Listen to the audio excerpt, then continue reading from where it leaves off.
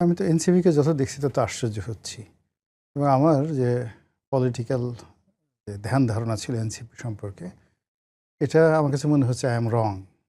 আমি এখনও এনসিপিকে মূল্যায়ন করে মানে নাহিদ ইসলাম, হাসনাত, সার্জিস, আমার কাছে মনে হচ্ছে ওদের কাছে আমি শিশু, অবোধ শিশু এখন পর্যন্ত। এর কারণ হলো যখন তারা মানে মন্ত্রী হয়ে গেল অল অন এ সাডেন, এবার সারপ্রাইজ এটা কী করে হলো।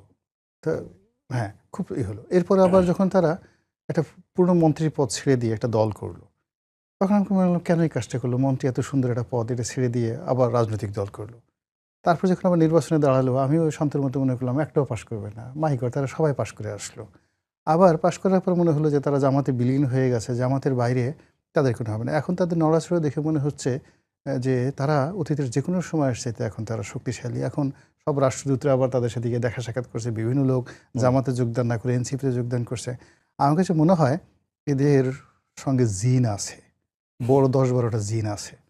সামহাও এই জিনের ক্ষমতা ছাড়া তারা বারবার শুধু সারপ্রাইজ করে দিচ্ছে।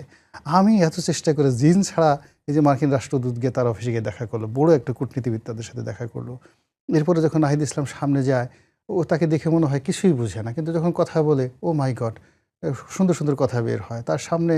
ইভেন তারেক রহমান সাহেব, এ তো ধরেন প্রধানমন্ত্রী তারেক রহমান বাদ দেন, শহীদ প্রেসিডেন্ট জিয়াউর রহমান সাহেবের ছেলে, তারপর শেষে মানে যে যাকে বলা হয় যে বেগম জিয়ার ছেলে, তো তিনি নাহিদ ইসলামের বাসায় দেখা করতে গেলেন। এ তো চারটিখানি কথা না। আমরা বিএনপি, আমি আওয়ামী লীগ করতে করতে জান দিলাম, এরপরে বিএনপি করতে করতে চামড়াগুলো ক্ষয় ফিরে পেলাম, আমার ব্যবসা বাণিজ্য সব শেষ হয়ে গেলো। আমার বাসায় যদি নেতা একবার আসতো তো আমি তো 1 বছর খালি কান্নাকাটি করতাম খুশিতে। তো সেই তুলনায় হুইজ হাইয়াম, মানে আমার পক্ষে আসলে নাহিদ ইসলামের কারামতি বোঝা সম্ভব না।